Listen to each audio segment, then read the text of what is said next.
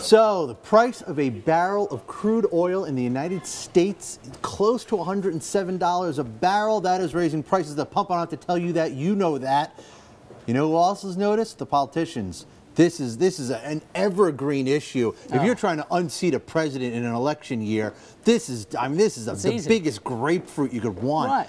Which is why, Liam Denning, we're seeing more politicians talk about it, isn't it? Exactly. I mean, it's a number that everyone recognizes. You know, you see it as you're driving along the highway multiple times.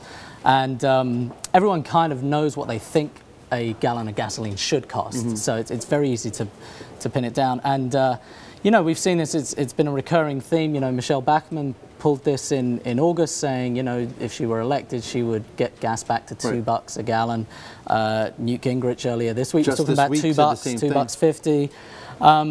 And you know, the president's going to be speaking in Miami today to talk about his energy policy, which is always, you know, that phrase coming from a U.S. president is usually a bit of a contradiction in terms, because you know, U.S. energy policy hasn't really worked for about 30 or 40 years. But I think the reason it's got real resonance at the moment is that if you cast your mind back to 2008, middle of 2008, which is when everyone recognizes that oil prices peaked in nominal terms, the national average gasoline price peaked at about $4.13 a gallon. But if you think about that, if the price spikes up one day but then falls the next day, you don't really care, do you? I mean, you just don't buy gas that day. And that spike was relatively short-lived. Yeah, it was very painful, don't get me wrong. No, of course. It was early July, but then we had the financial crisis. It plummeted after that. Now, the thing is, the real problem you've got now is that prices have gone up and they've stayed up. So the way I tend to look at gasoline prices is really as a 12-month average.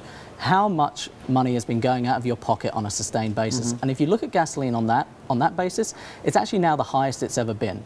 So the 12-month average in the middle of 2008 got to about $3.49 a gallon. Right now it's $3.62. And I think that's why right now it's such a hot button issue. And it's also because we're seeing signs of recovery in the US economy. So if you're a Republican candidate and you want to say, but watch out, look for the headwind that's coming this election year, gasoline is the thing you'll look at. I mean, look, they can jump on it as a political issue. That's fine. You can't really. But it is an issue. I mean, high gas prices are an issue for the economy, right?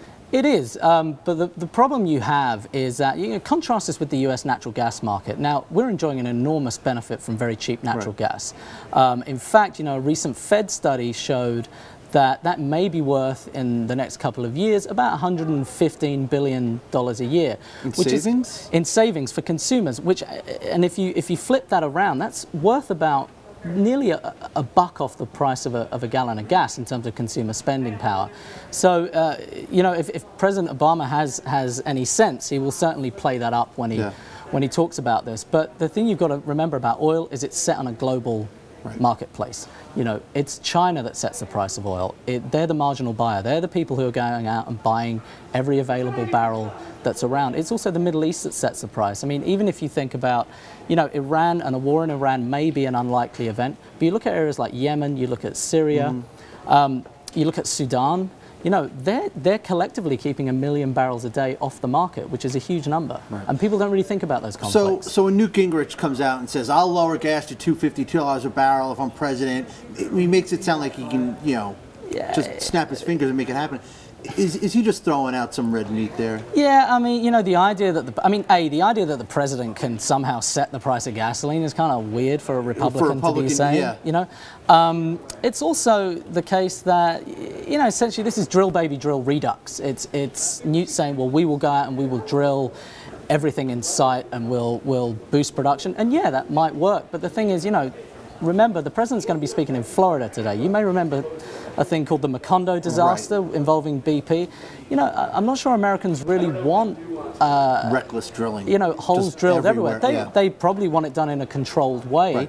But once you kind of take that idea, that's really not that different from what the president was saying in the State of the Union address. So, yes, I mean, there's criticism on both sides, but the idea that you set the gasoline price or can get it back to $2 just on your own efforts. Unless you do price controls. Which always works. Which always works, right? Absolutely. Clearly. All right, listen, let's leave it there. Liam Denning, thank you very much.